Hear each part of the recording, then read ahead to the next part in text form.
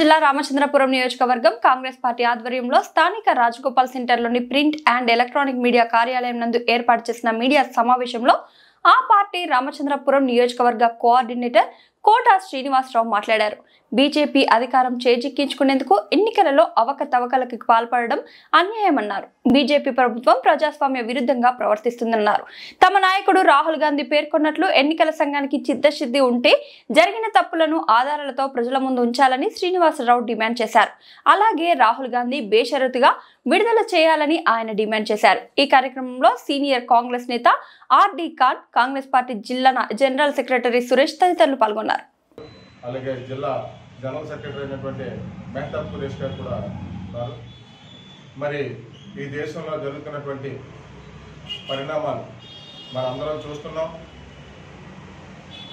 మరి ఈ దేశంలో అత్యున్నతమైనటువంటి ఎలక్షన్ కమిషన్, స్వయం ప్రతిపత్తి కలిగినటువంటి ఎలక్షన్ కమిషనే ఒక పార్టీకి కానీ ఒక నాయకుడికి కానీ కొమ్ము కాస్తే రాజ్యాంగ విలువలను తుంగలో తొక్కి మరి ఇవాళ దేశంలో ఉన్నటువంటి కోట్లాది మంది ప్రజలకి ప్రజల యొక్క మనోభావాలను దెబ్బతీస్తూ ఎన్నికల ప్రక్రియలో, మన సాధారణ ఎన్నికల ప్రక్రియలో ఈసీ చేసినటువంటి అక్రమాలను కానీ, మరి అధికార పార్టీ చేసినటువంటి అక్రమాలను కానీ, ఈసీ చేసినటువంటి తప్పులను కానీ లేవనెత్తుతూ పార్లమెంట్లో రాహుల్ గాంధీ గారు చేసినటువంటి ఆధారాలతో సహా చూపించినటువంటి ప్రశ్నలకి ఈసీ బాధ్యత వహించి దాని మీద మాకు ఈ దేశ ప్రజలందరికీ కూడా ఉన్నటువంటి అనుమానాలని క్లియర్ కట్ చేయవలసినటువంటి బాధ్యత ఈసీ మీద ఉంది. అటువంటి ఎలక్షన్ కమిషన్ మరి ఈ రోజుని పార్లమెంట్ సభ్యుల్ని రమ్మని, రాహుల్ గాంధీ గారిని రమ్మని తీరా అక్కడ అరెస్ట్ చేసి రాహుల్ గాంధీ గారిని ఇబ్బంది పెడుతున్నారు అంటే మీరు ఈ ప్రజాస్వామ్యాన్ని ఈ దేశంలో ఏ స్థాయికి తెచ్చారన్నదే మనం అర్థం చేసుకోవాలి. మనం ఈ బీజేపీ ప్రభుత్వం వచ్చాక ప్రజాస్వామ్యంలో ఉన్నామా, రాచరికంలో ఉన్నామా? అన్ని వ్యవస్థలను కూడా మీకు అనుకూలంగా తిప్పుకోవడమే. స్వయం ప్రతిపత్తి కలిగినటువంటి అన్ని వ్యవస్థల మీద కూడా మీ కంట్రోల్ చేసుకోవడమే. ఏ వ్యవస్థ కూడా స్వయం ప్రతిపత్తి లేదు. మీ కంట్రోల్ అని అనాలి, మీరు చెప్పినట్టే వినాలి. ఆఖరికి న్యాయ వ్యవస్థ కూడా సిగ్గుచేటు ప్రపంచంలో న్యాయ వ్యవస్థ కూడా రోడ్డెక్కి ఇక్కడ ఉన్నటువంటి ఈ దేశంలో న్యాయం కూడా సరైనటువంటి పరిస్థితి లేదు అని చెప్పేసి చెప్పిన సందర్భం ఉన్నదంటే ఎంతకంట సిగ్గుచేటైనటువంటి ప్రభుత్వం మరొకటి ఉందా? మరి మనకు స్వతంత్రం వచ్చాక ఈ రోజు వరకు కూడా కాంగ్రెస్ పార్టీ అనేక సంవత్సరాలు అధికారంలో ఉండి అనేక అభివృద్ధి కార్యక్రమాలు చేసి అనేక వ్యవస్థలను బలపరిచి మరి ఈ దేశంలో సెక్యులరిజం అంటే కాంగ్రెస్ పార్టీతోటే వస్తుందని చెప్పేసి, ప్రజాస్వామ్యం అంటే కాంగ్రెస్ పార్టీతోటే సాధ్యం అని చెప్పేసి మరి ప్రజాస్వామ్యబద్ధంగా పరిపాలన చేసినటువంటి కాంగ్రెస్ పార్టీ ఎంతకాలం పరిపాలన చేసిందే? ఈ బీజేపీ ప్రభుత్వం వచ్చిన కాడి నుంచి మతతత్వం, కులతత్వం అత్యంత దుర్భరమైనటువంటి పరిస్థితి. ఏ వ్యవస్థ కూడా తమ పని తాను చేసేటటువంటి పరిస్థితి లేదు. ఇటువంటి పరిస్థితి తీసుకొచ్చినటువంటి బీజేపీ ప్రభుత్వం ఆఖరికి వాళ్ళ స్వార్థంతో రాజ్యాంగాన్ని కూడా మార్చేటటువంటి పరిస్థితికి తీసుకొచ్చి ఎలక్షన్ కమిషన్ కూడా వాళ్ళ గుప్పట్లో పెట్టుకుని చేసినటువంటి తప్పులు ఏదైతే ఉన్నాయో ఇది ఈ దేశంలో జరగనటువంటి తప్పు. ఎప్పటికెప్పుడు జరగని తప్పు, ఇక మీదట జరగని తప్పు.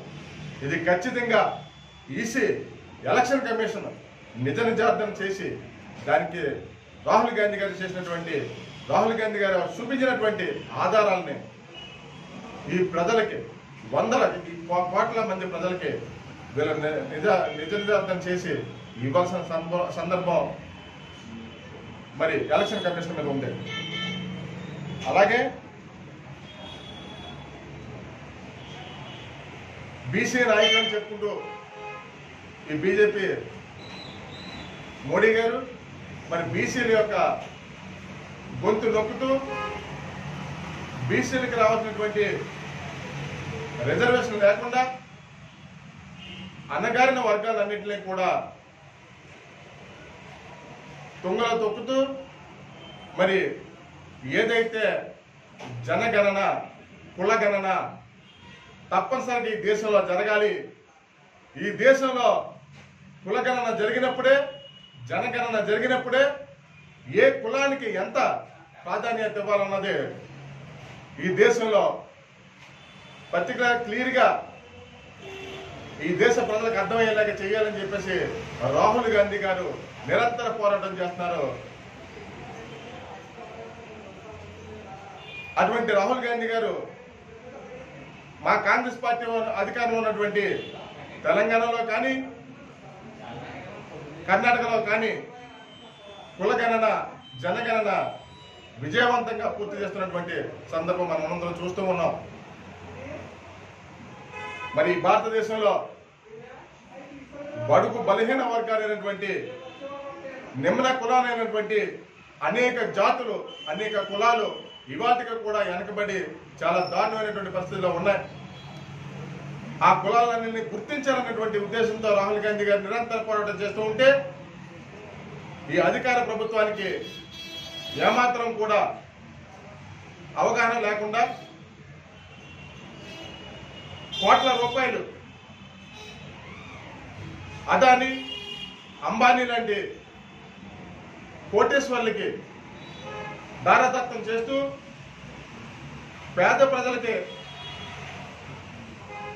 కనీస వైద్యం లేనటువంటి పరిస్థితిలో కనీస న్యాయం చేయలేనటువంటి పరిస్థితిలో ఈ దేశాన్ని అత్యంత దుర్భరంగా స్థితికి నెట్టేసినటువంటి ప్రభుత్వం ఇదేంటంటే బీజేపీ ప్రభుత్వం.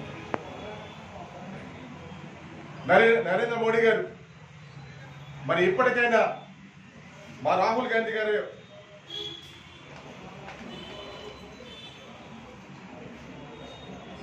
బయటపెట్టినటువంటి